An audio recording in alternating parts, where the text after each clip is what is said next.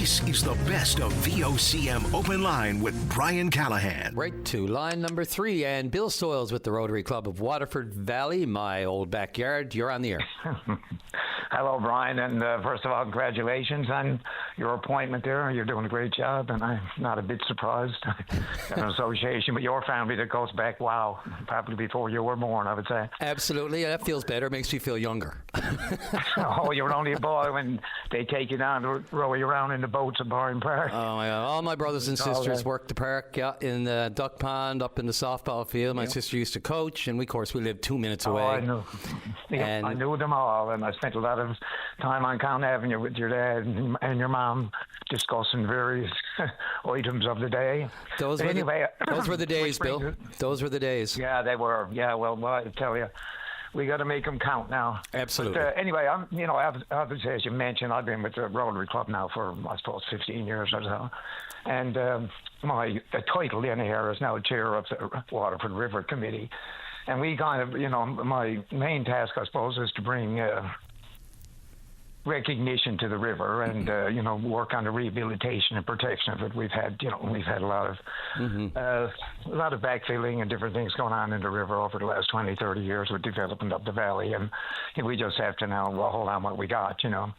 Anyway, to that end, we do cleanups every spring. We section the river off in 15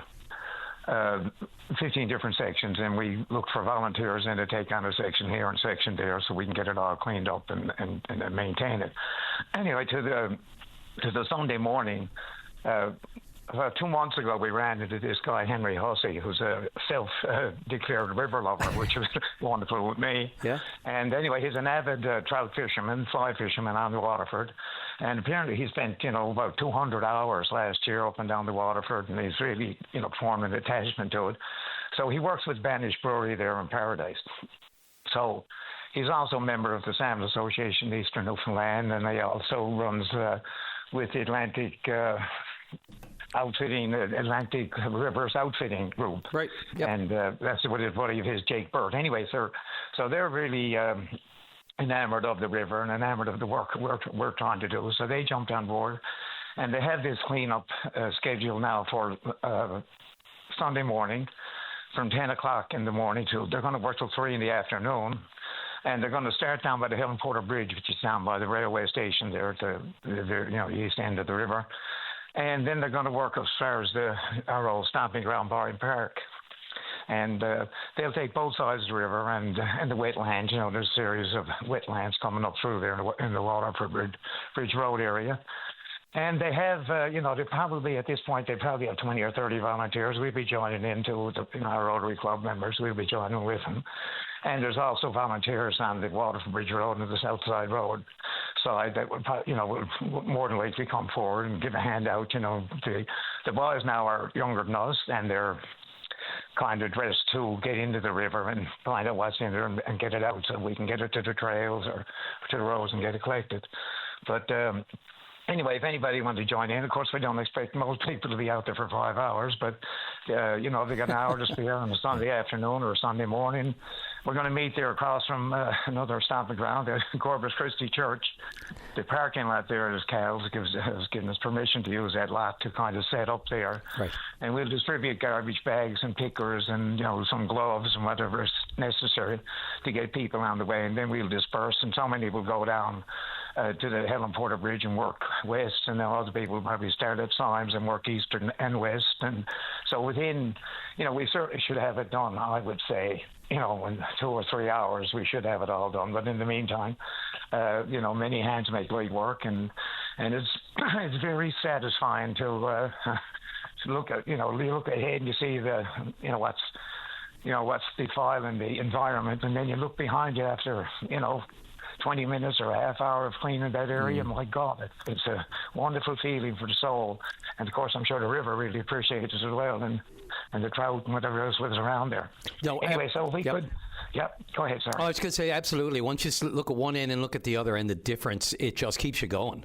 And you're right. Many hands make light work. Many other younger knees and backs make lighter work too, Bill. Let's get the youth out there so they can, when hours give out, or not as good as they used to be. And yeah, that's right. You're talking about there by where Cal is, but just up from the old trestle that we used to play chicken with the trains on. Oh my God, when we were younger. Oh my God, just imagine that. That's so wise. I'm sure. And Skipper Beale didn't know about that. No, he didn't. Thank God. Mom knew, I think, but she protected me. But moms are like that. You know what? I used to do it until I saw the movie Stand By Me, and then I never did it again.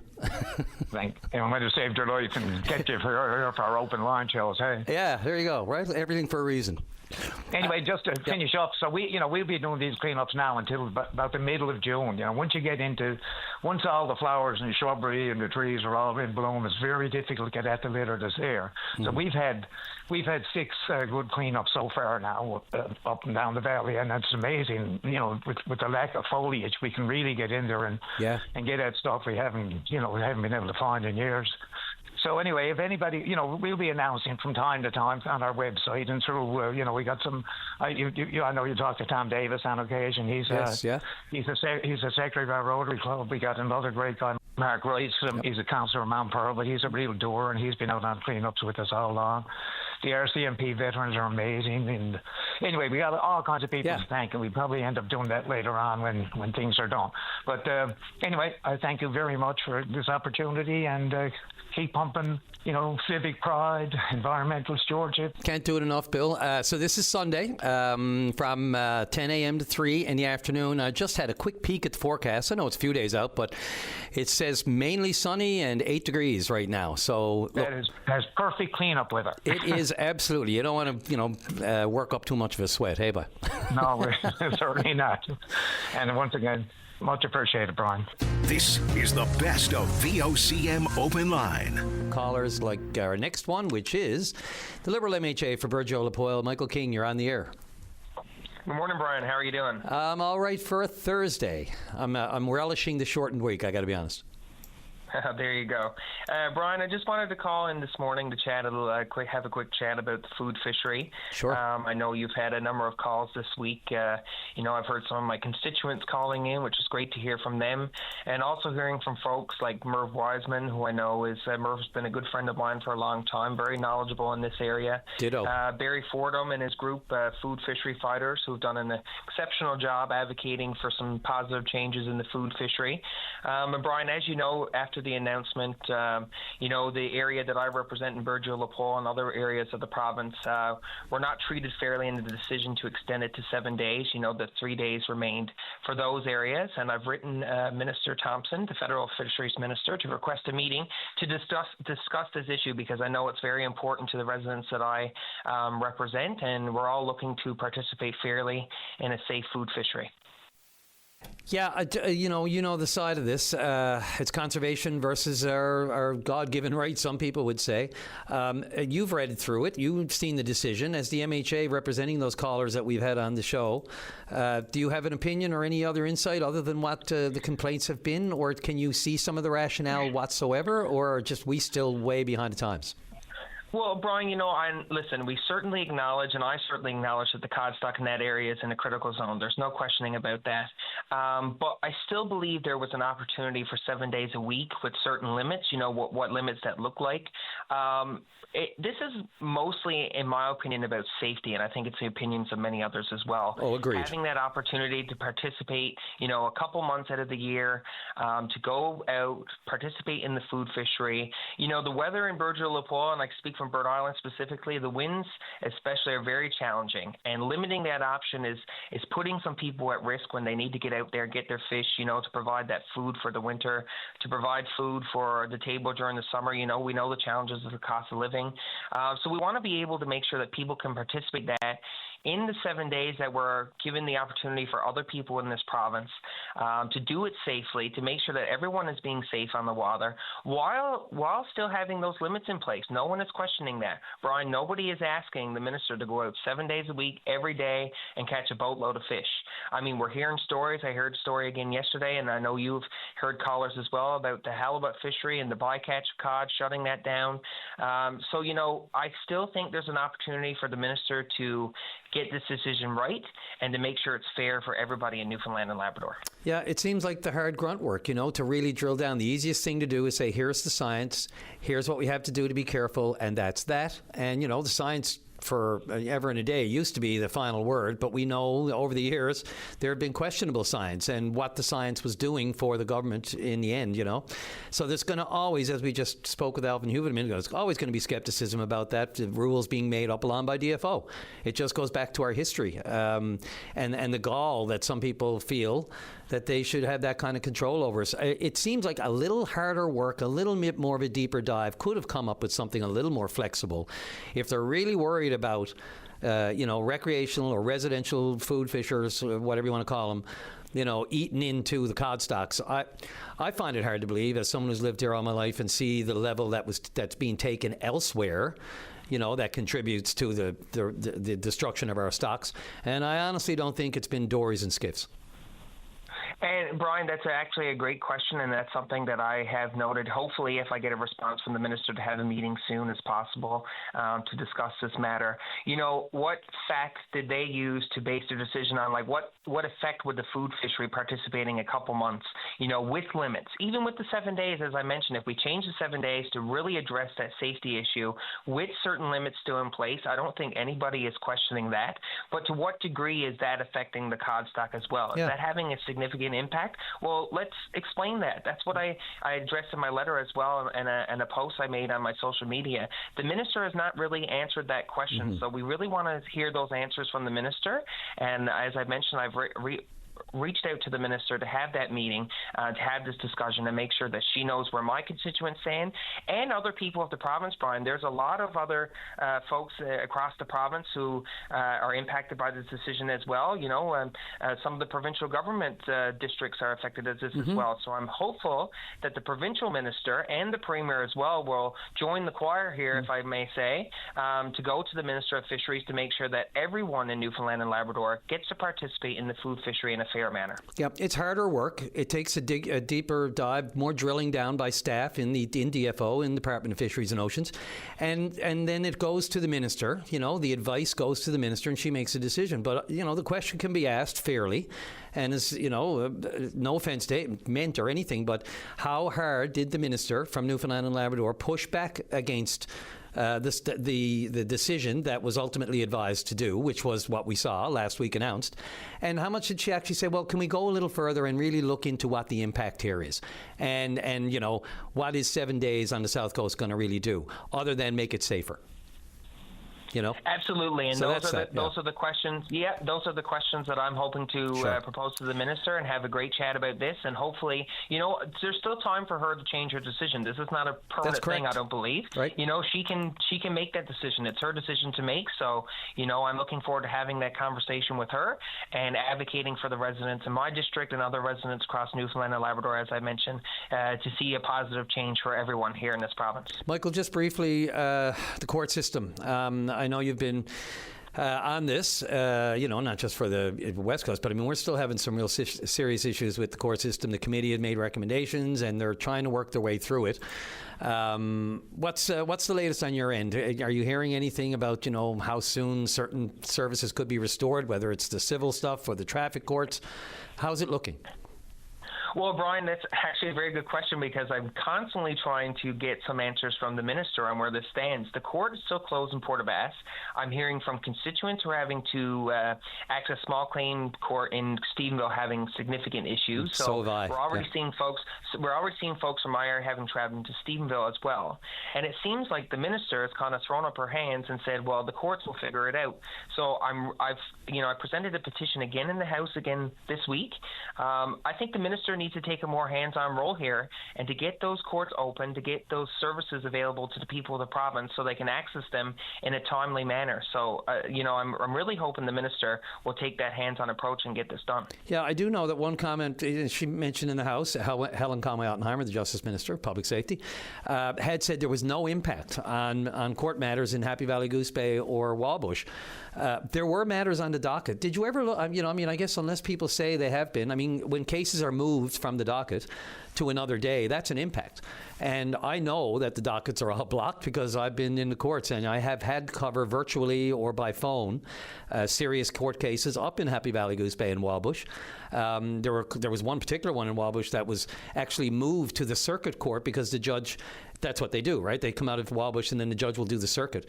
And there was already a backlog. So we know the courts are backed up, whether it's staffing shortages with sheriff's officers. We saw the Dean Penny trial, murder trial, that's currently in the hands of the jury. We saw that interrupted early on, and then they made changes to make sure that didn't happen again. So, were you able to determine if there was any impact on courts? We could take the minister's word for it, but firsthand knowledge tells me that if cases are moved from one day to another day, that's an impact. And you're exactly right. If people are not being able to access those services in a timely fashion to get their issues addressed, that is an impact. So, I know my colleagues are hearing from other folks across the province. I'm hearing from my constituents as well. I don't understand how the minister can claim there's no impacts when what you just said exactly is an impact. So I think the minister needs to take, once again, a more hands-on approach here.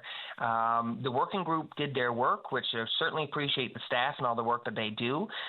They did state in the report something that we all knew, and the courts closed late fall, early December, and there still seems to be no significant change or movement to get that issue addressed, to get those fully open and to get things moving. So the minister and this government really needs to get on this and get this solved. Yep, and I welcome their calls. It's been eerily quiet, shall we say. I haven't heard boo from a minister this week. I know it's been a busy week with the MOU, but they're not all signatories to that document, the report, the expert panel. And look, we're out of time, but that'll be another discussion for another day.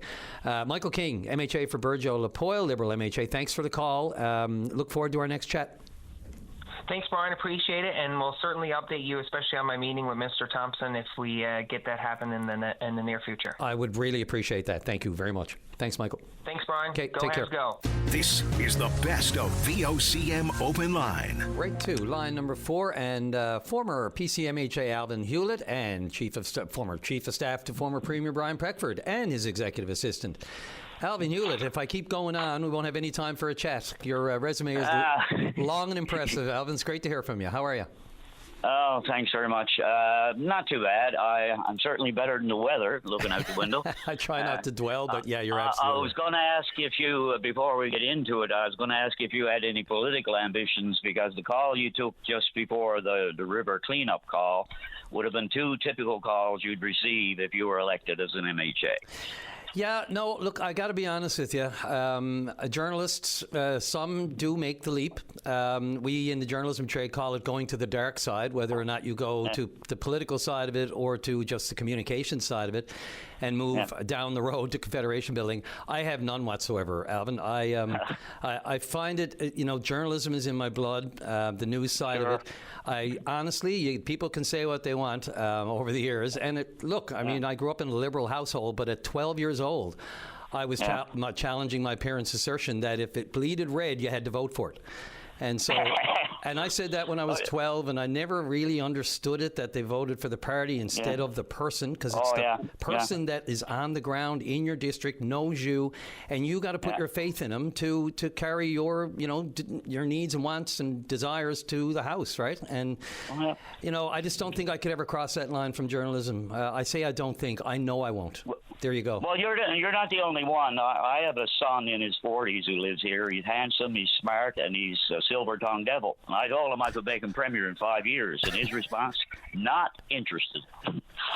He's in business, and he said, not interested. Wise young man there. No, so smart young fellow, yeah. And don't get me wrong. Look, I don't mean to, disparage. Oh, sure. I appreciate politics is not for everyone. I survived 46 years in the politics governance racket, and I'm not your average guy. I've never been, but I mean, it's not for everyone, no.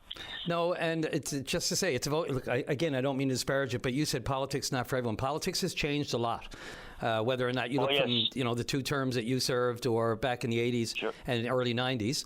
And it's changed in every way, and I don't need to state the obvious, but the social media side of things, the vitriol online, the attacks, the personal, it's gotten so personal now. There would be a time, I spoke to a former senior, I won't mention any names, yesterday. We had a chat yesterday afternoon after the show, had a great chat with the former MHA, and we were just talking about, the sidebar chats you'd have, but then when it came down to the debates were debates. Yeah. And to be honest, Alvin, some of it is just... Some of the debates make me uncomfortable. The anger. It's not just debate. Look, to your point, I totally agree. I was kind of shocked myself there. As I said, I was Newfoundland's first chief of staff because I had to put an office together for Brian Peckford. There was nothing there beforehand. Mm-hmm. I know the current chief of staff up in the Premier's office, and she invited me to be a fly on the wall at the Premier's news conference there on the MOU. Right. And I was shocked in that it was the most civil, respectful exchange between a premier of any province and the press corps that I've ever witnessed in my entire life. And like I said, I had 40-odd years in the business. Wasn't Ray it was shocking to me that it was so civil, to be quite honest. And I was pleased, obviously, Yeah, no, and we need to go there. I think... Oh, I agree. Politics has gotten too nasty. I think it was Stephen Harper who said there some time ago when some of the right-wingers in his party were telling him he was too easy on the Liberals, and he said, these are not my enemies, they're my political opponents. You have to treat them with a degree of respect. And I couldn't agree more. Yeah, and there are more important things today. Now, we've seen. Sure, like the thing I sent you a little blurb that I wrote yesterday evening, and you wondered if I'd want to come on about it. And yes, things are different. We're in a different socio-economic paradigm in Canada today. Mm-hmm. The new Prime Minister seems to be wanting to get things done, get things moving, not just to talk about it, but actually get shovels in the ground. And that's the reason I wrote the little article I did yesterday. That in terms of the Labrador hydro situation, obviously the panel turned thumbs down on the MOU as such. But it gave us some good directions on where to go next and so on and so forth. And one of the points they made was that the MOU did too much too soon, especially with regard to the Gull Island project. And the problem with the MOU is all the projects were bundled together in one big lump, and that's how Quebec got the lion's share of the cash. So, I said to Paddy when he was on first when this issue broke a year ago that we should be doing the Churchill River in bite-sized chunks. And surprisingly, I think that's what the panel said, that the Gull Island project is down the road. We need to think further about it. But the most immediate project, from my point of view, is the one at Churchill Falls where a significant upgrade is needed. Yeah, and I agree. It's the old saying, right? How do you eat an elephant? One bite at a time. One bite at a time. You got it. Yeah. And this is an elephant, and bigger than an elephant. And I agree with you because look, it's complicated for the average person to understand all of the intricacies, the calculations, the power sharing, the power purchasing, who controls what, the 60-40 split on CFLCO, and hydro, and the ownership of the infrastructure and the actual resort assets on the river, whether it's the future Gull Island that's added to it or not, and the expansion of CF1.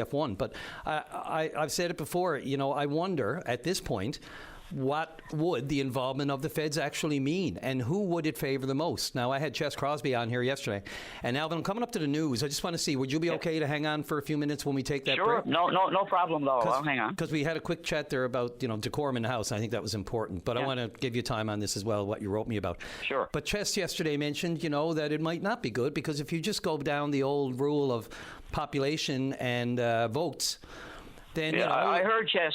Yeah. I heard Chess on the radio yesterday, and he does have a point. If you'll pardon the sort of rather crude phrase, I mean, the mainlanders, the Feds and the Quebecers especially, are going to be all over Wakeham and Company like white on rice, because, they're going to be trying to make him bend, to make him sign a less than good deal. They're used to giving us a tenth of a loaf, and Brother Wakeham, I think, is looking for a half a loaf at least. And so they're going to be on him heavy to try and get him to bend. Yeah, and the problem is, of course, we're going to be, as everybody has noted, we are going to be as skeptical and as concerned and as suspicious of any deal, whether it was the former MOU and whether it's the current, the next, reset of whatever it is, the next document that comes before, whether it involves the Feds, whether it involves all three of us, whatever it is, we're going to be skeptical of it. And when it involves the Feds, there's a little bit of skepticism already with how Ottawa has handled some of our things and whether or not it's always been in Newfoundland and Labrador's favor. So even if the Feds come on board, it may economically look better, but there's going to be always skeptics as to whether or not we got the best deal. And look, I'm all about the expert panels. I just like to hear from them. Alvin, we'll pick it up where we want. We were talking about the Fed's possible involvement and, one bite at a time. Yeah, I mean, the Prime Minister is obviously on a kick, and I think he's doing the right thing. I voted Liberal federally for the first time in my life in this past election. I voted for Tommy because he was Mark Carney's candidate. Because I thought Carney was the best man for the job. Now, I worked on Parliament Hill for Norm Doyle when he was a Conservative MP and so on. But as a citizen now, a retiree, I voted Liberal because I thought what Carney was trying to do was the right thing, and I still think it is. But the thing is, Carney has got, what?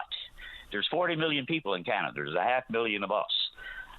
So we're going up, 500,000 is going up against 39.5 million people. And I think Brother Wakeham has got, a tough fight on his hands, and I do believe we should have his back.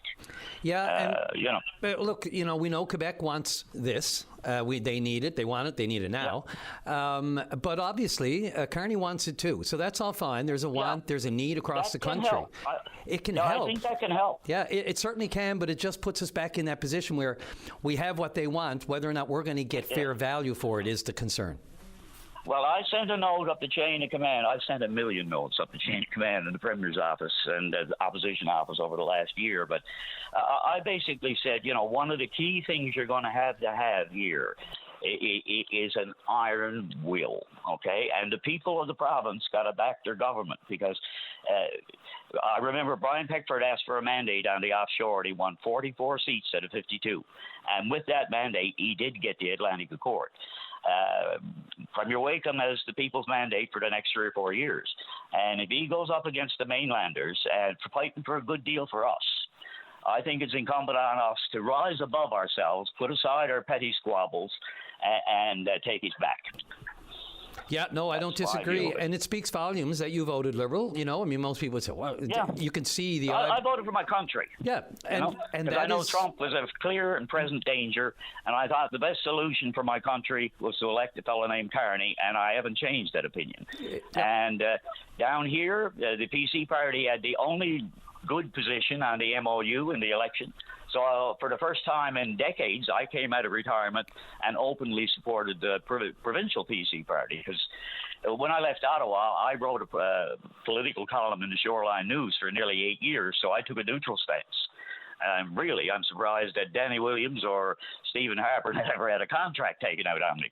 But, I call it like I saw it, so to speak. You were a little bit ahead of the curve there. Now I'm sort of semi-partisan again, I suppose, for want of a better phrase. Well, again, right, it just speaks to the fact that you're not dead, locked into a corner of red or blue or red, No. It keeps an open mind. I'm a patriot. Well, yeah, and also, in tune with the issues. Some of these things aren't political issues, they are future issues, economic survival issues, that if we can't get over ourselves and park the politics and just go with what's best, and even have to swallow some of our own pride, whatever it takes. Oh, I agree with you completely. Like I got the Shoreline, which I used to work for under the previous owner, yesterday, and Ivan Morgan had a column where he said literally that we got to get over ourselves and get behind the guy who's trying to get us a good deal. Yep. Because all we do is fight and squabble among ourselves, and the main lenders will have their way as long as we do that.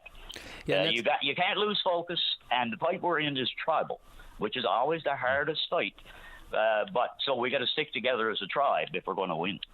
Yeah, and it'll always be the question. I mean, it's whether or not it's the best deal, and hopefully politics does not rule that day. The other thing I always look at, and I mean, this goes back forever. As long as I've been a journalist, some view Ottawa with the same disdain as Quebec. As far as Churchill Falls goes and the 69 contract and the skepticism, whether or not it's our offshore fish resources, and whether or not that's always been traded off to European countries in trade-offs, with the EU. All of those kind of things that we to get our back up over. But, they view it as questionable at best with Ottawa involved. Maybe we could... I would suggest start with a full acknowledgement. See if we can get this one step out of the way. A full acknowledgement, and I welcome your comment on this, of the established border between Labrador and Quebec. Look, I've asked every Quebec premier that's visited here while I've been a journalist, that question somewhere in the news conference, somewhere in the scrum. Yeah. When Legault was here with Fury at the House of Assembly, not the signing of the MOU, but prior to that, I asked him in the middle of it, and it was almost like a throwaway. He said, like every other Quebec premier I've ever asked, have dodged and dismissed it as it's a Did he actually admit the border? No, they've always said it's a conversation for another day. They call it, if you look at Quebec maps, it's not called the Labrador-Quebec boundary. It's called the Tracé des Neuf Vingt-Sept, the line of 1927. Yeah. And they literally...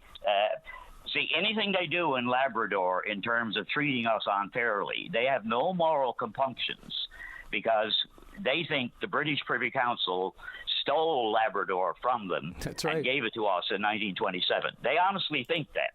So therefore, if they signed a contract in 69 where they get 90% of the benefits and we get 10, they don't mind that because they're getting their just desserts from their point of view.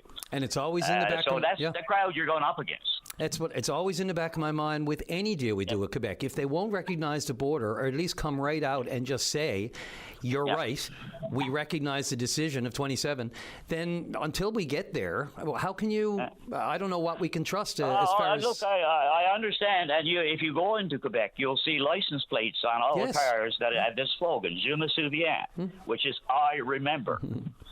Well, Alvin Hewlett remembers 1969. Je me souviens that these new 69, okay, to my French friends. Je comprends. Ah, oui, c'est ça. Oui. Anyway. Right at the right. Look, I always appreciate this. Is a great chat. I must say I've had fun this morning. I hope it's been enlightening for both of us, but I really enjoyed our chat. I did. Thank you. This is the best of VOCM Open Line. Okay, let's go to line number 4. And Gary, you're on the air. Yes, I'd like to talk about a little bit our medical conditions here. Surely. As almost lying, like I have discs in my back and in my neck that's deteriorating, and it's making it very hard to get around and move, actually. Hello? Yes, sir, I'm listening. Go right ahead. Okay. And I'm getting no help here whatsoever. I go to my family doctor. She's not really sure what to prescribe. Like, she prescribed pills for me. It takes 4 to 6 weeks for it to work. After taking one lot of pills, nothing's happened. And this is the second lot of pills, different pills. Nothing's happened. I go to the hospital up here. I'm waiting there for 6 or 7 hours, and nothing happens. In the meantime, I got a job to walk. Like, my legs are like rubber. My arms are numb from my shoulders down. This been like this since Christmas. I lose all use of my legs and arms at times. I can't get up. I fall on the floor. I can't get up. I live by myself. what do I have to do? Go in and sit up in the health science until somebody decides to see me, or what? Well, you'd be unfortunately joining a lot of other people there waiting a long time. There's a lot on this. Well, how long have you been waiting again? Just remind me, Gary, how long have you, when was the last time you had any either communication, an appointment, or actually been in for an MRI? I'm still waiting for an MRI. This has been scheduled since shortly after Christmas. Okay. And I haven't heard anything. The doctors here, the nurse that I have here, she's after faxing in urgent a couple times. There's just nothing happening. All that's happening is I'm getting worse every day.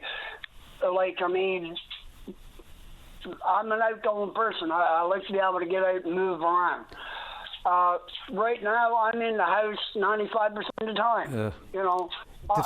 Simple fact, I can't move. Yeah, the restriction on movement is just overall bad for health. If you're not able to exercise and move around, we hear people that are in bed, bedridden, waiting for things, and it's again the worst kind of waiting that you can imagine. No exercise, no movement of the limbs, no blood flow, no oxygen, air in the lungs. Right now, Gary, I mean, the wait times are, there's about 7,000 people on the waiting list across the country waiting for scans, and the wait times range from anywhere from 100 to 500 days for non-urgent, depending on your, everybody has a priority, of course. Some people may have a more serious condition or deemed to be that way. And we know since Christmas, of course, we know that 2 new MRIs were added to the healthcare system.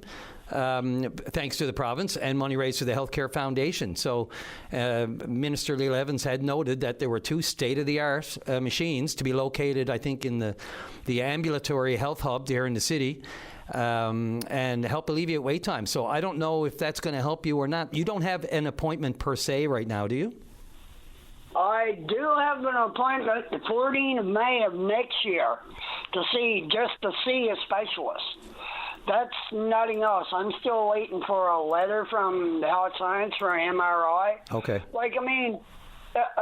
I sit off here and wait, I'm going to be in a wheelchair or something because like I said, every day it's just getting worse and worse and worse.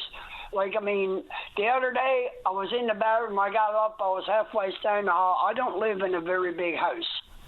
And I was in the floor for 45 minutes trying to get to the Chesterfield so I could get up. And when I tried to get up, I had no use in my arms or anything to help pull myself up. But, the doctor was saying, try these pills. They only take 4 to 6 weeks from the work. Pills, yeah. That's not even sensible to me. A pill to take 4 to 6 weeks to work. So what do I do in 4 to 6 weeks? Laid up, can flowers, It's very frustrating because, what I'm getting is just a run around and, we'll wait and see, right? I can't wait and see, right? Yeah. I got to get something done or see somebody. This is just a year's time, I'm going to be in a wheelchair. Less than that. Yeah, and right now, again, you might not qualify as a urgent case. You're in. I can't imagine the pain you're in regularly, but it might not qualify as an urgent case. Clearly, if you have a wait time that's another year out. Again, they can range from 100 to 400 days. That would cover the year, but urgent scans can be done in a month if it's deemed urgent. So you may not be deemed urgent, but try to tell you that. Who can't, you're worried your condition can worsen to the point where you weren't an urgent case, but now you are, which can just make it even worse. Again, the wait list, can be a problem of its own. So, Gary, yeah, go ahead. The nurse, she's after putting it in twice, urgent and everything like this. And still nothing happens. I know there's a long waiting list, but like I say, in a year's time, sure, probably I won't need one. I could be pushing up daisies before then, And so could others, Gary, because we know that the longer something goes unchecked, the longer your MRI is delayed. Who knows what could be God forbid, metastasis or whatever it could be, getting worse in the interim. So there's an argument there that says, the wait lists are fine, but it could just add more problems for the acute care system, Gary, I'm right at the break. I'll give you a few seconds there to wrap up, but then I really would ask you to keep me posted on how this goes and whether or not you get a quicker time. Or do you want to wrap up there? Sure. Because, if I had money to go to another province, Ontario or Calgary, I'm sure I'd have this problem solved or worked on. But not here, wait and wait and wait. I'm only getting $110 every 2 weeks to live on here in social service, It's kind of hard to travel like that. No, look, right? That's the other problem, right? Which is why we... the yeoman's work is going on to make it better and to help improve the healthcare system, and it's not much better in other jurisdictions. But if you can find a quicker time, of course, it always depends on how urgent your condition is. Gary, thanks for the call. Please keep me posted. Everyone who calls with a concern like this, I'd love to have a follow-up just to let me know if you're getting anywhere with it, and then we can even elevate it. And there's always your MHA. If you feel you're being hard done by and you're not getting the same fair treatment that somebody else in your condition might be, then that's another stop for you, right? Yeah. Okay. Appreciate it. Thanks for your time. This is the best of VOCM Open Line. Right to line number 3. And Devin Drover with the Canadian Taxpayers Federation, the Atlantic Director. You're on the air. Yeah, thanks so much for having me. And, I'm calling today. This has been a big week for news about the Churchill Falls MOU. Oh, you said it. And as you might recall, a lot of that traces back to the big announcement event held by then Premier Andrew Furey at the Rooms in December 2024 when the agreement was unveiled. I'm sure we all remember the big spectacle.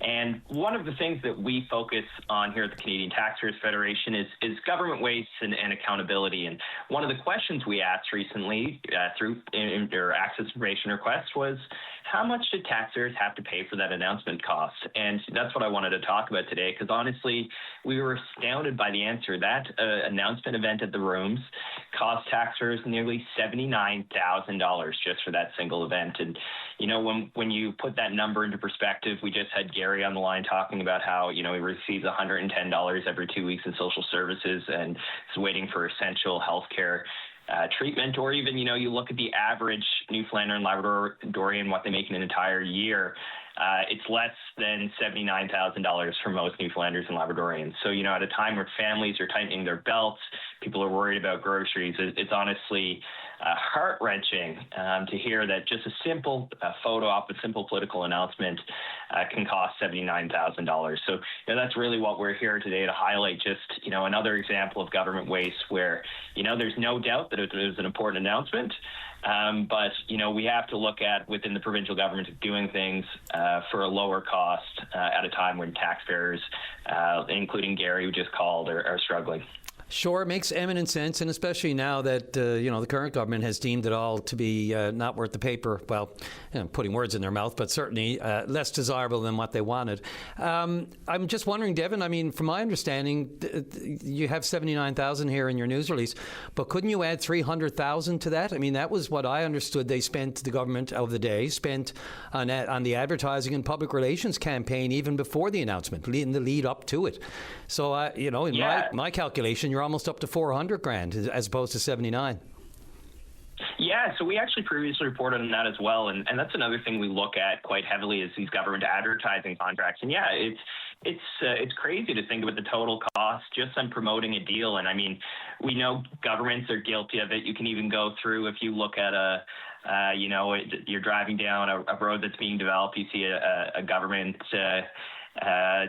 development sign. This by the Department of Transportation and Infrastructure always has the minister's name on there. You have to think that's a bit of a political advertisement as well. But yeah, it's really just outrageous how much they spent promoting this MOU that we now know, a year and a half later, a bit longer than that, it's really, we're no closer to having it signed, and we don't know if we ever will. And, fundamentally, it's not about is the deal good? Is the deal bad? It's that, governments, when talking about these things, when promoting these things, they should be doing so at a much more cost-effective manner, right? Like, the premier can stand behind a podium, whoever that premier is, hold a press conference and answer questions. It shouldn't cost, $79,000, almost $80,000 a year to do, especially when you look at our budget situation. We're carrying roughly $21 billion in debt. Taxpayers are paying about $1.2 billion every year just on interest charges. So, at a time where government there should be showing restraint, I think, we need to really rein in these kind of announcements costs. I mean, that's, I think, a call to action today is that, we have a new government since that announcement took place. There needs to be stricter caps in government event spending. There needs to be mandatory disclosure rules. So, this isn't something that our organization or a concerned journalist or taxpayer needs to file a freedom of information request and wait potentially months. And I'm sure you're aware of the delays that sometimes can come with those FOI requests or ATI requests. So, these questions or these type of things need to be done at a lower cost. There needs to be caps on this, so we're not seeing government just pat themselves on the back, using taxpayer money. And, there needs to be disclosure rules so taxpayers can see actually how much these events cost or the promotion, whether that's advertising or otherwise. Oh, you struck a nerve there, Devin. I am painfully aware of what it takes, the red tape, the hoops, the money you have to pay to get an FOI request. Back in the day, you'd wait 2 or 3 months. They'd always miss the deadline to get a Freedom of Information request out, the actual papers to you. And then, of course, you get them 2 months later, and you might get a letter suggesting that some part of it was your request was out of line with protocol. You have to file it again. Or it just comes full of black ink. Without any notice, and then you got to go back and make further requests, which is, where the privacy commissioner can come in and help and that sort of thing. And look, I have, stated this week, I'm open to hearing any other. I don't think it's necessarily a good thing that former premiers should go away and never be heard from again. I think their experience and any kind of negotiations they had could add and could help a current government, with the road that they go down to try to amend and fix the Churchill deal. But, back in the day, not only was there a lot of money spent, there was a lot of theatrics, ripping up the deal for the cameras. And, you wonder how much it's all orchestrated. I welcome former Premier Fury here. I know that former Premier Williams has been on various media. He's speaking out publicly because he supports, of course, what the Wacom government's doing. But I haven't heard a lot of defense of the MOU, which has been taken to task all this week. I don't know personally which one was better. I'm reading everything. I know an expert panel has their opinion on this current one, on the work, the review of the past MOU or the MOU that was drafted by the Liberals. But again, I'm still on the fence. I'm reading all the expert opinions and the different machinations that go into it. But there's still so much certainty.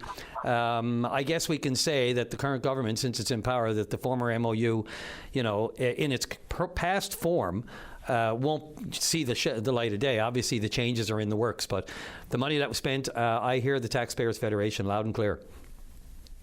Thank you so much. This is the best of VOCM Open Line with Brian Callahan. Let's welcome to the program the Executive Director for Choices for Youth, Jen Crow. Jen, thank you so much for your patience. How are you today? Oh, my pleasure. I'm doing well, Brian. How are you? Oh, not too bad. It's Thursday. I count the days, but it's sunny outside. We can't complain. It really is. The sun, and sadly, I've got to look through 3 or 4 panes of glass to see it, but I can see it. So thank you for reminding me. And just being reminded of it is almost as good as being out and basking in it. There you go, yeah. Jen, a few things on your plate these days, but let's get to the success of the Hockey Helps the Homeless. I had Terry Ryan on here a little while ago. We were talking this up, and just a great initiative. Why don't you just remind our listeners of what it's all about and the involvement that Choices for Youth has in it? Absolutely. Yeah, no, thanks so much, Brian. So just for your listeners who may not be aware, Choices for Youth, we're a nonprofit organization focused on ending youth homelessness. And this is the second year in a row that we have been able to co-host Hockey Helps the Homeless alongside the National Organization of Hockey Helps the Homeless. So we were able to bring it to Newfoundland and Labrador alongside some exceptional community leaders, including Terry Ryan and Bill Malone.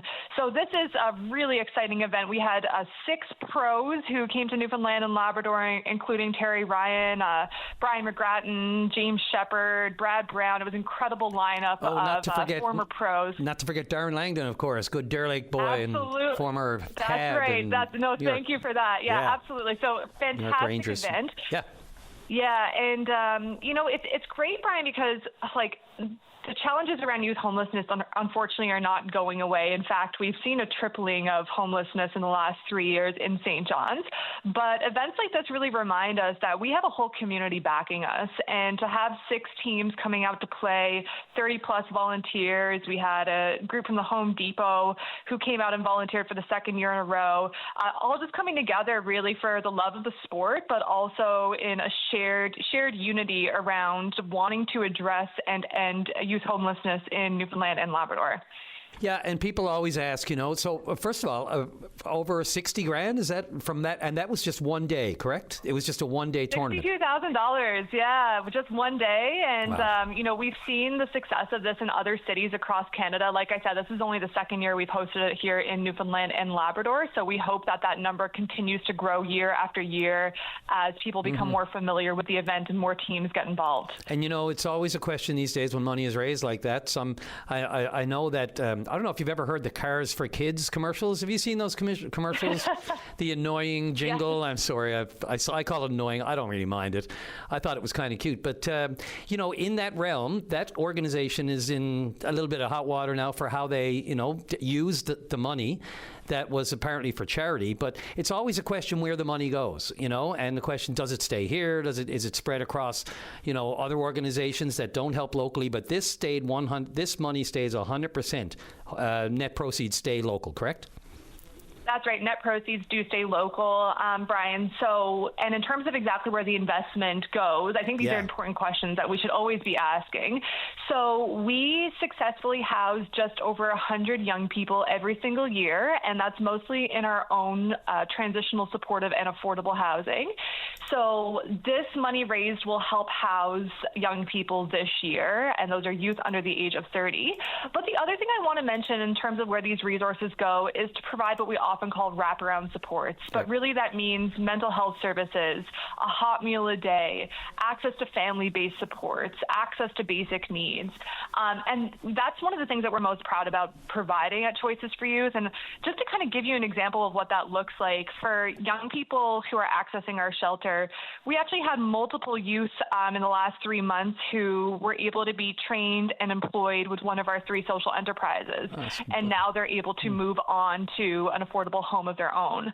So when we can match stable housing with access to wraparound services like employment and basic needs, that's really where we see success for young people. And it's events like Hockey Helps the Homeless that allow us to be able to provide that combination of services and supports so that youth can really land back on their feet and, be able to imagine a better future for themselves. You mentioned your locations and the different, work that you do around the province, not just obviously people familiar with the services in St. John's, just because it's the capital city and they're used probably more than most. But how is the West Coast hub? I think it's at Vine Place, is it? Community Centre in Corner Brook. How is that working out? I think it was just opened, was it not? Yeah, just about 6 weeks ago. So, you're absolutely right, Brian. So, about not to get into the whole history of it, but we have for the last 10 years been trying to figure out how we better support young people who are in rural and remote parts of our province. So today, for example, 30% of the youth who we will support have recently arrived in St. John's from other parts of Newfoundland and Labrador. We know from the data, from the research, that youth are always better supported closer to home. And most of the young people who we see day to day, they don't want to be in St. John's. They want to be in their home communities, but they may just be lacking the services and supports that they need closer to home. So we have established in partnership with 65 agencies across the province an initiative initiative called Beckett. And Beckett, by the way, is the Beothuk word for where you go. It's a word that our Youth Leadership Council came up with. And we just opened up a new hub site in partnership with Vine Place Community Center in Corner Brook. And so youth now can go to Vine Place and access housing services. We have multiple therapists that are going to be operating out of that location. They can access employment-based services, food security, basic needs, as well as other family-based supports.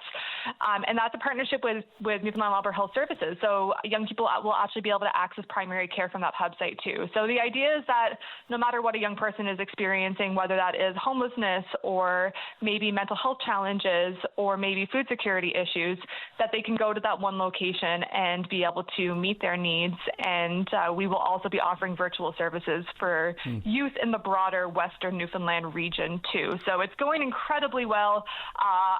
The word that was portrayed to me was that they've had an onslaught of young people accessing services. Yeah. I was told by one of their staff that they're going to need more staff soon because of the demand. But the most important thing is, you know what? Good. There's no shortage of issues, but we also know what works, and we need to continue to invest in evidence-based solutions like the integrated youth services model, which we're now proud to be able to operate here in Newfoundland and Labrador. Yeah, onslaught has a negative connotation sometimes, but not necessarily in this case, because if they're seeking it out, that's the step, right? That's what we need, and youth can never have enough good choices. And thanks to Choices for Youth, they have those and options, and it's not despair-ridden. And, I don't know what you're seeing these days, Jen. I mean, it can be pretty negative, and everything that we see that kids and teens are up against these days, whether it's the discussion we had about social media or whatever. And I've been in the courts too much to see too many youth come through with lives wasted. In many cases, through no fault of their own, just the situation that they found themselves in. So look, I can't say it enough, and people know it. Sometimes your work goes just a little under the radar for me. I think it should be heralded every day. So thank you for the time. Thanks for the good work you're doing. And thanks for defining Beckett, because I'm a journalism nerd. When I always wonder, why was it called that, or where did that name come from, and what's the significance? So I'm glad you cleared that up for me too. Yeah, like many of the program services that we have at Choices for Youth, we can thank the youth for that name. They really are at the center of everything we do and define all of our new programs and initiatives, and Beckett is no exception. So thank you so much for the time today, Brian. I really appreciate you having me on. This is the best of VOCM Open Line with Brian Callahan. We're always looking on the lookout with so much heavy news on the go. Always looking for some good news, some positive stories. I'm sure you'd all agree. That'd be nice to sprinkle some in with all the heavy topics that we're dealing with this week and any week. And of course, this next caller and this next call is directly in line with that. There's a young lady, Tara Connolly from St. John's, shout out, recently awarded the scholarship for, the Energy Job Shop Skilled Trade Scholarship 2026, and this is across all North America. And to tell us a little bit more about it, on line number 5 is Andrew Forster. Andrew is the partner and co-founder with the Energy Job Shop. Good morning, Andrew. Good morning. You're, just for full disclosure, you're in Alberta this morning, so you're rising a little early for this chat, so I appreciate that. Thank you. Yeah, absolutely. I'm based here in Edmonton, so. Yeah, so tell us all about it. I know I'm hoping to talk to Tara down the road about this, of course, but for now, why don't you tell us a little about this? It's great, incredible accomplishment by Tara of St. John's. You betcha, yeah. So Energy Job Shop is a North American skilled trades and energy job platform. So we focus on oil field, construction, mining, industrial, and it's not just Canada, it's all across North America. So Tara had won, she was selected based on hundreds of candidates all the way from Alaska to Texas, Alberta, Newfoundland. So she really stood out. Oh, absolutely, to say the least. When you have that many in the mix, I think she's currently at the Canadian Training Institute in Bay Roberts. Is that right? That is correct. Yeah, she's taking the heavy equipment program there. So how is this selected? How does this process go? And what is it that stands out that determines that which person wins this scholarship? And how much is it valued at? You You betcha. So the bursary for this year for the spring intake is $1,000, and we hope to build on that year after year. We get around 15 to 20 million visits to the website per year. The platform is completely free to use for job seekers. So Tara stood out because her story was, honestly, it's very, very grounded and practical. Her background was in marketing and business, so she was transitioning careers into heavy equipment operation, and Tara had already invested pretty heavily into training and certifications. I've been to Newfoundland, and I understand Bay Roberts is probably about an hour away. So she had mentioned that the funding would be used to help cover transportation costs, some PPE, and additional equipment to try and nudge her way into the industry. Yeah, it's about an hour away, depending on the weather and the highway and the construction. I don't need to tell you about that. I'm just looking at all of the, different issues here. So how will it help her? Like, how will that, how do these scholarships normally help someone who's in the situation and the stage that she's in with her career? Yeah, so, there's what we see, especially here in Alberta, and we do have a pretty large audience down in the Permian Basin. We're actually going to be speaking at the New Mexico Extractive and Energy Committee here in the end of the month. So I think there's a lot of interest, but a lot of people, I guess, don't know where to start. So you're finding a lot of people that are maybe unsure about losing their job in AI if they've got like a marketing or administrative job, and they're skilled trades has always been a career path, but they're not exactly sure where to start. So I think the scholarship is, for a lot of people, like, while $1,000 could be a lot of money or not very much money, it depends where you live. Like, for a lot of these people in Alaska, $1,000 can be life-changing if they're looking to transition their career. So I think for a lot of people, they can use that money towards various certifications if they need to take first aid, WMIS, Fall Protect, etc., or to cover the cost of the actual programs themselves if they're already registered in school. PPE equipment is quite expensive, and as Tara had mentioned, with the cost of gas, transportation costs can be, pretty large.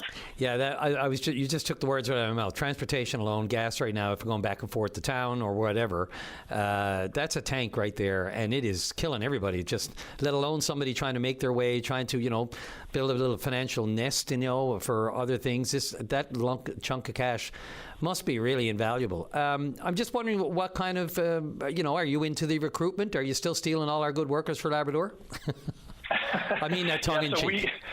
Yeah, no, absolutely. We don't kind of view ourselves as a recruiter. It's one of the things I will say is Energy Job Shop sits right in the middle. And this is one of the things we're going to be speaking at. We're going to be attending the Nisku Energy Show here at the end of next week, as well as the New Mexico Chamber. And, you hear all of these employers saying, we can't find workers, we can't find skilled trades workers, and there's this alleged shortage that is coming up for data centers and projects that are happening across Canada and the U.S. And then we sit in the middle and we get thousands and thousands and thousands of emails from job seekers every week saying, I never hear back from employers. So Energy Job Shop kind of sits right in the middle, and it's like, well, which is the right truth? So where we try and help is we post thousands and thousands of free jobs, and the way that we aggregate the jobs for these skilled trades workers, you can't find anywhere else. You'd think that someone like Indeed or ZipRecruiter would do that, but a lot of these skilled trades workers are looking for specific jobs that provide living out allowance, fly in, fly out, camp-based work, paid training, especially for people that are looking to transition careers. So we aggregate all that, and the site is completely free to use for the job seekers. And then on the employer side, if there's a large shutdown or turnaround project, we can help fill roles, not on the recruitment side, but basically helping them fill up their candidate pipeline. That's fantastic. And, needless to say, you talk about the waiting is the hardest part. You're applying for these jobs and the uncertainty of what's taken so long. And like you said, with different other job sites. And you mentioned AI. Look, I saw some stats the other day, the percentages of younger people concerned about whether or not their job will even be relevant in the age of AI is a real concern too. So that guidance, and assurance that what you're doing will be sustainable as a career in the future is just, off the charts right now. And there's a lot of doubt that it will be. So these kind of assists by groups like yours are invaluable. I'll just give you a second to wrap up, but I appreciate the time again.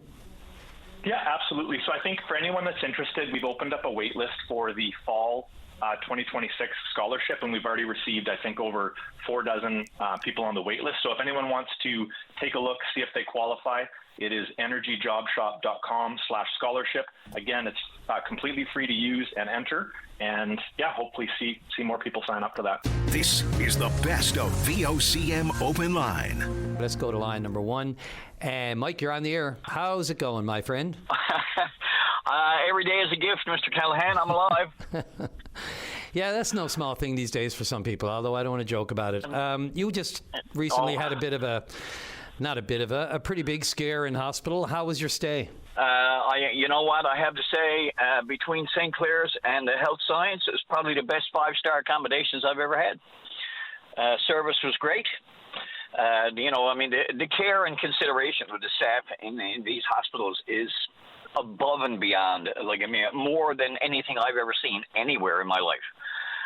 They're just constantly next to you all the time to make sure that you have everything you need and everything you want, or everything that's needed to keep you healthy. Eastern Health is very good at keeping people alive, but not very good at preventive maintenance. Had I had a doctor over the last 8 years, I would have been able to probably avoid this major surgery at this point. But because the way our healthcare system is, I don't have a doctor. I don't currently have a family doctor. I still don't have one. I'm out of hospital now. I've had my surgery. I'm 3 weeks into about a 12-week recovery. But after all that is said and done, I still don't have a doctor. Yeah, and you and I don't know, and you and a lot of others. Where do I go from here? I know, I understand, but everything you're describing there goes right back to the heart of the Health Accord NL. As you said, they're great at providing reactive care. Absolutely, we've said a million times today and every day that the staff are not necessarily the problem. I mean, there's. Nothing is 100%. But, I mean, look, the doctors, the staff, the nurses, the LPNs, healthcare workers throughout the system. I had this chat earlier this morning, and everyone agrees. We get so many calls about how great the care was. But then there's the other, a system that they're up against trying to provide that care. So, look, point taken. And again, this is what the Health Accord NL is all about, proactively trying to reorganize, and even as far as doctors go, because getting everything one stop online, it's definitely a growing pain. But, ultimately, it should provide at least some kind of better access to a doctor, because you don't have to physically go and see one. And that should make things more efficient. I say should. I've read some of the report, and I've been covering it for long enough to know that this is the way they want to go. Whether or not they'll get there and how soon it'll take or how long it'll take remains to be seen. Mike, I got 30 seconds left. Wrap her up, baby. I never realized how overworked everybody in the hospital was until I was there for, over 30 days. My first meeting with a doctor at the Health Science after being in there for 6 days, he poked his head around the curtain. He said, "Are you Keating?" I said, "Yeah." He said, "See you for surgery on Monday." That was my entire consultation with my doctor before I had surgery. I'd say it was all the time he had, and that's all the time I got for today. Mike, we'll be talking to you. Thanks for the call. Okay, my buddy, you keep in touch. This is the best of VOCM Open Line. And right to line number 2. And Kathy Bishop with the Saltwater Community Association, you're on the air. Hi, Brian. How are you today? I'm fine. Thank you for everybody asking. I'm doing good, and I'm going to ask right back at you. How are you? I'm great. Thanks for asking. It's good to be great in these days, because it's not easy sometimes, hey? No, it's not. I wanted to go on to talk about I'm with the Saltwater Community Association here in Bonavista, and we are having a Raise Your Voices comedy night with Mary Walsh and Matt Rice at the Jag Sound House. Well, that should be a laugh and a half, and I mean that literally. It should be. She's quite hilarious. Not to mention Matt. So it's going to be June the 10th at 8 p.m. Doors open at 7. That's on a Wednesday. So I just wanted to give a plug for that. Tickets are going. There's limited tickets available right now, so they're selling good. If anybody's interested in tickets, you can go on to the Jag Sound House website to get your tickets. We're also having a 50-50 draw there as well, and tickets are going to be $5 each or 3 for $10. And also, Mary Walsh is going to be selling and signing her new book, Brassy Bit of Aging Crumpet. What a title. So I know, right? And so she's going to be doing that after the show at the end of the night. So lots happening for that event. So just kind of give it a plug, get your tickets before they're gone. It is a fundraiser for us, for our transition house that we do have in the Trinity Bay North area. So it's for women and children fleeing violence. Well, so it's going to be for a family for that. It's the Jag is beautiful. If you haven't been down, this is a great opportunity to go, not just for a great cause. Well, yes, for the great cause first, but just if you haven't been down there, it's just the sound is incredible. The building itself, the work that the Steele's put into this, John Steele and everybody else. It's a beautiful facility, great place to watch any kind of show. And not least would be Mary Walsh. That's a pretty good get. How did you land Miss Walsh? That's the legend, Mary Walsh, Todd Coe, and everything else grew up with Mary and John. I know, right? That's a big one. Well, we kind of got together with Pan Party Promotions, and she actually got Mary Walsh for us. So that worked out really, really well. We were, quite enthusiastic about that to get the. Yeah, not the least of which is the cause. I'm not surprised at all that she would step up for this. Just if you don't mind, Kathy, just to remind people and tell people a little bit about the Saltwater Community Association. I know this is specifically, you mentioned transitional housing, which unfortunately, sadly, is an issue everywhere. Yes. But, just the other good work that you do, just the genesis of it. Well, we do. Our motto is communities helping communities live better. So we are based in Bonavista, but we help people right up the Bonavista Peninsula. We've, gone into Clarenville. We do a lot of food insecurity. We help people out. Like a lot of our fundraising that we do go to, helping people out with food and that kind of thing. So.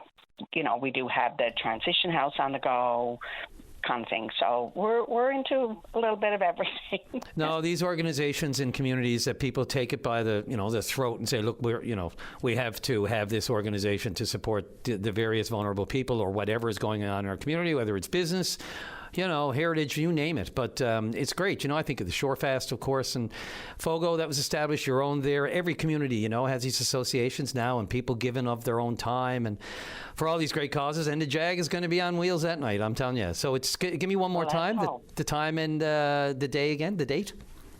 It's June 10th. It's on a Wednesday, and it's 8 p.m. is the start of the concert, and the doors will open at 7. Bring your money for your 50/50 tickets, and you can also purchase Mary's book at the end of the night if that's something that you wanted to do. I'm sure her book is going to be quite hilarious as well, as she is. Yeah, no doubt whatsoever. Thanks for this, Kathy. I really appreciate it. Good luck, break legs, and I hope it's a success. I'm sure it will be. Okay. Thank you for letting me promote it. Very more than well. Anytime. Thanks again. Don't be a stranger. Call again. You have a great day, Brian. This is the best of VOCM Open Line. Welcome back to the show. I want to welcome to the show the very patient leader of the NDP in Newfoundland and Labrador, Jim Dinn, and the MHA for St. John Centre. You're on the air. Thank you, Brian, for having me. Thanks for making yourself available. A little bit later than I promised, but I apologize. No, that's no problem. Don't worry about that. Busy schedules. Absolutely it is. I appreciate it. Jim, first off, social media ban. It's obviously your own government, the NDP, of course, championed this first and foremost out of the gate in Manitoba. And they're working their way through it. I think there's a little bit of learning as they go here because it does feel like we're a little bit behind the 8 ball. Not a little bit, a lot behind it. This is catch up. But are you satisfied with what's being proposed in our House? I'll comment on this. You're right. We're behind the 8 ball, but Brian, I can remember when I was teaching at Holy Heart, and I was back when I first started there around 2000, and that's really when cell phones and social media, they were becoming ubiquitous, and I could see the change. So in some ways, we should have been looking at having some forethought then as to how we want to manage this, and it became a problem, and now we're sort of playing catch up. So, with regards to that, one thing I liked about the amendment or the PMR, and it's non-binding. That's the problem with it, I guess. It's non-binding. Is that it does touch on a lot of the issues that I would be looking at, the consulting with a variety of groups, including youth, young people, teachers, schools, parents. So it's as to what we really need. What do we mean by this? It had a lot of, I think, developed a lot of, I guess, active language as to what we need to do. I was a bit surprised by the amendment that was proposed by the Minister of Education on this. It seemed from an attempt to water down the PMR itself, even though the PMR is non-binding. But I think going forward, I know that Premier Wab Kinew has brought this in, but as we bring in this ban, there's an education piece, and it's. You know yourself, you're a young person, even now, that when you're told you can't do something without the explanation and the reason, without the education, any young person worth their salt is going to find a way around it. So it comes down to, I guess, the education piece. Also comes down to making sure that we have the resources and to enforce it, whether to help parents enforce it, to help schools enforce it, and so on and so forth.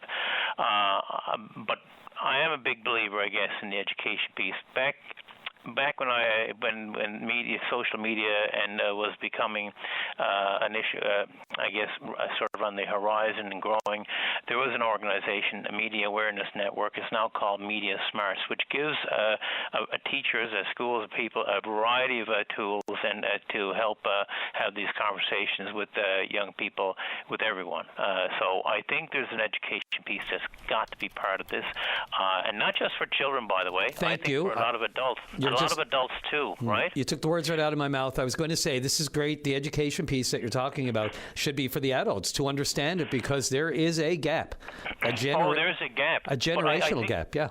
Yeah, and I think there's a lot of people, adults, who think that what they post on Facebook is private. It's not. We used to say to our teachers that don't post anything on Facebook that you wouldn't put on the bulletin board of your local supermarket or shopping mall or whatever else. So there's this, we all need to be aware of it, especially now where I think, as social media has developed, the algorithms, the techniques, the way of getting information from you are increasing. So we really all have to be, we take it for granted. It's like getting into our cars and we forget the fact that we're behind the wheel of something that's several thousand pounds and that can cause damage. We take it for granted. So we need to have that, just as we would have driver education, we need to have this social media education as well at all levels. Yeah, and I've seen it firsthand, when and I mentioned this off the top, when I'm in court and they're using evidence, in some pretty serious cases, sexual assault, or there have been a couple of very high-profile ones lately where Instagram was at the center of it. And just that one particular, I don't mean to just focus on that, but it's one of the group, if you will, of the platforms, social media platforms. And it's one that a lot of adults don't understand how it works. If you send a photo, can you keep a photo? Does the conversation delete? Do the photos, can you copy and paste a photo? And kids are that smart that some of the, victims in these sexual assault cases have actually, they know it so well that they know how to protect themselves. Some of them, more educated teenagers who, if they feel something suspicious, they know how to save it, like copy it or save it in a folder or whatever, just in case they need it. But what really struck me were the judges and some of the lawyers, probably more my vintage in the 50s, that are really learning as they go. And we're talking highly intelligent prosecutors, defense lawyers, staff, judges who are really asking openly in court how this works. Like, I wasn't aware that you could do that. And they'll bring in experts, of course, in trials to explain it. But seeing how much that everybody really doesn't have a good grasp of how it works, even at that level of intelligence, just speaks to not their intelligence, but it speaks to the fact that they've been unattached from it. We're not in that world, But to your point that you made earlier, we're playing catch up in many ways. I look at my 3 grandchildren, 2 years, 9-year-old, and a 7-year-old, and they have a remarkable facility with the use of the technology. Their brains are sponges in many ways. A lot of the social media I choose not to be take part in. Is just I don't have the patience for it, I guess. But you can get sucked into the trolls and everything else, and every now and again I might go on to poke a person, a troll, just to have to get some fun out of it. But for the most part, I don't have the time to pay attention to it, but at the same time going forward, I think because I did see this, like the effect of it in schools. There's no doubt about it. The growing impact, and it wasn't always. A lot of the times there was a lot of negative impact on young people. A lot of power. There's a lot of power in it that can be used for to turn to educational purposes. But I think it comes down to having that critical media literacy that the young people, any of us, really realize that what we're dealing with is a very powerful tool, and we need to be in control of it as opposed to it being in control of us. Right? Absolutely. And Jim, look, I wanted to give you a few minutes at least on the MOU. I know that was one of the notes in our back and forth in email that you wanted to discuss. So, your thoughts? Look, I listened to your part of your conversation there with Alvin, I think it was. Alvin Hewlett, yeah. Yeah. So it's interesting. Yes, should we support the negotiating team? Yes, we took that attitude back, that stance back at the time when we when we had the public hearing. We negotiate. We are asking questions. Well, in many ways, partly we shouldn't have been dealing with to make it such a public event. But the fact is that the negotiating team always has our. We'll always have their back. But we should also be able to ask the questions, whether that's in a private setting or not. But here it is: if I have to get behind someone and behind anything, like we did with the MOU, we wanted to make sure that the MOU at the time was what it said it was, and as negotiations put forward. So we wanted that independent panel. We didn't need for them to report all the nitty-gritty to us, like the confidential stuff and the things that they wouldn't want to. But we did want to have that access to them, see if indeed it's following through on the promises. And we were able to ask questions. We were able to ask questions at the time of J.P. Morgan, Power Advisor, you name it, people who didn't really have to show up here at all if they didn't want to. But the problem here is this. I'm reading through this report, and I'm looking here, for example, that the panel says they couldn't find evidence of a comprehensive economic analysis establishing whether the amount of power is optimal for long-term sharing and so on and so forth. But yet I have no indication from them as to what analysis they did to reach that conclusion, or if indeed that their conclusion that it's not enough is accurate. So I think while we're still early on in this, then we should have that ability to question the panel on their findings. They said it stands on its own. Well, then let us question that and ask to get to the details behind it, so we understand how they arrived at it. So I think yes, we have to go with what's best for Newfoundland and Labrador. But right now, we have a report saying that it wasn't in the best interest. We have another group be part of this saying it was. So at some point, if you want me on side, I think it's important to be able to ask those questions. We were promised quite clearly by the Premier that this panel would present to the public. Now it's not. So having to get over ourselves and stick together, yep. But first, that requires some trust and building, and trust building and confidence in the team. I know from my own experience with the NLTA that we would meet with the negotiating team and we would be able to ask the questions and so on and so forth. So it wasn't just blind faith, but it was informed support and so on and so forth. So I think a key part of that is transparency. And I can't help but think when I'm looking on further on that the main part of all this, I really get the feeling is that they want there's a real intent maybe to build Gull Island on our own, and I'm concerned about that based on the previous experience of Muskrat Falls. So there are a lot of questions in here that need to be answered, and I think the only ones who can answer it is the committee. Not having not having the Premier or the Minister of Energy Mines being the medium through which all this information flows, because it's going to be skewed. I've always said put the partisan politics aside, and if it makes sense economically and fiscally and financially, then that's what we go with. I don't care if Quebec is getting something out of it, as long as what we're getting out of it is good as well. So that's where I stood then. That's where I stand now. I get a little bit more than peeved when I find that the governments are turtling down and they're becoming more and more opaque and less transparent. And if you might remember that it was only because of the NDP and the independents that we had the first independent oversight review panel. No one was consulted on this, and that's the part that really bothers me. And if you want me on side, then you've got to reassure me that the panel is truly independent, and they've got to be able to back up their work. That's what it comes down to.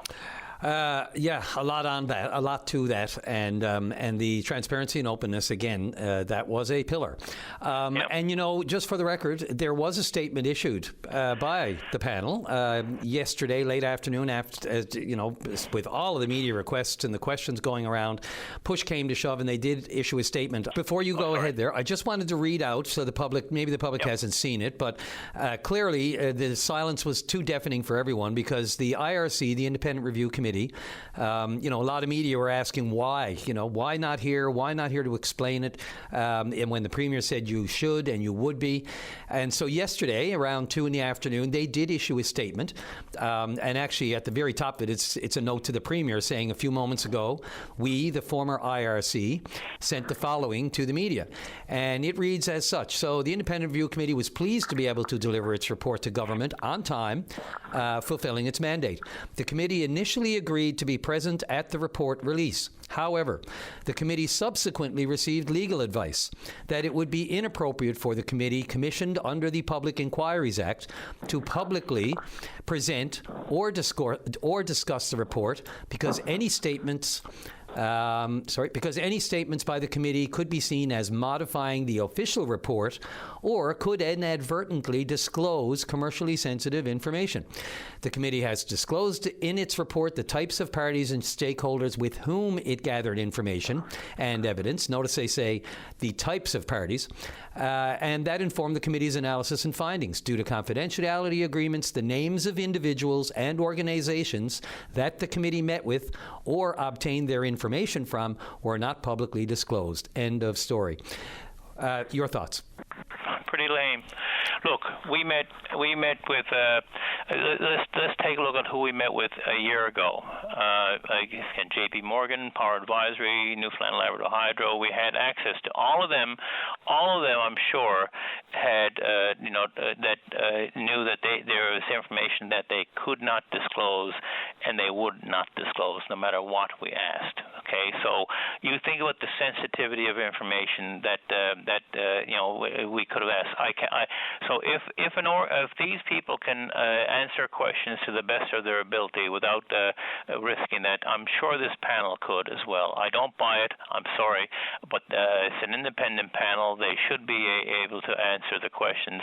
I'm sure any answers that were given by J.P. Morgan, any of the others back at that time, could have been perceived as modifying the terms of the MOU, but they were there to answer questions. I see no reason and more importantly, who is the legal advice?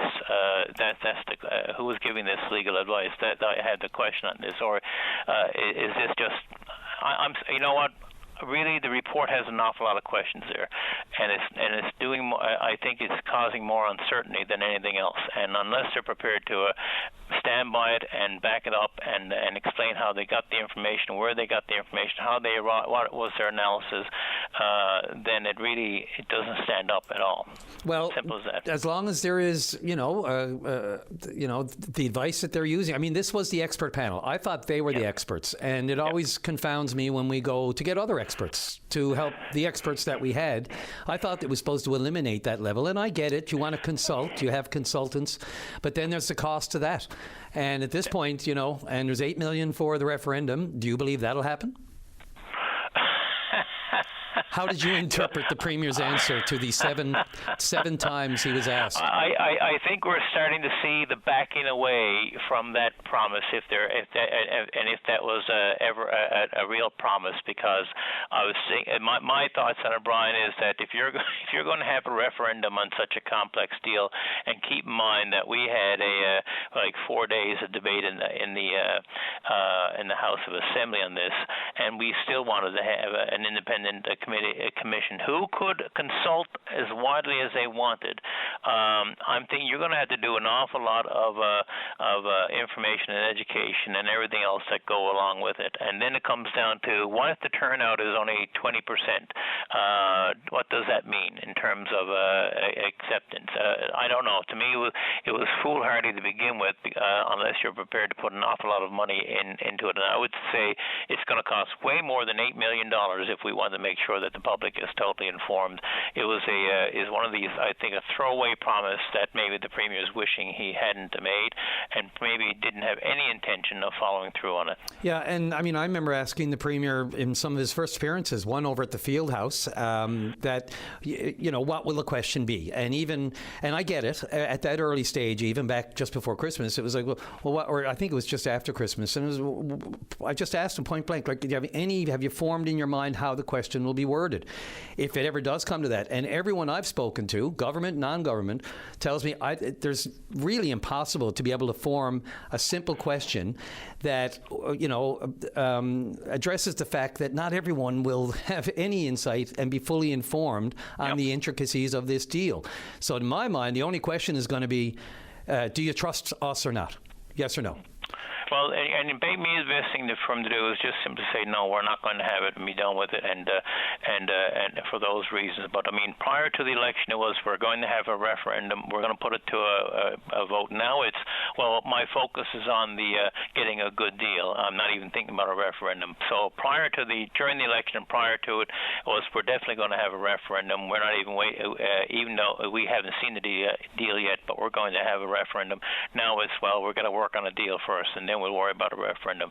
To me, again, it's backing away from that promise, and probably wishing they hadn't made it to begin with. It was a naive promise in some ways, unless you're prepared to really put the effort into informing the public in a very thorough way on this. And the other question is timelines, because with the potential change in government in Quebec in the fall, then how soon can this get going? How soon can they formulate the question? How soon can they decide? And then there's Ottawa's involvement. It just seems like a lot.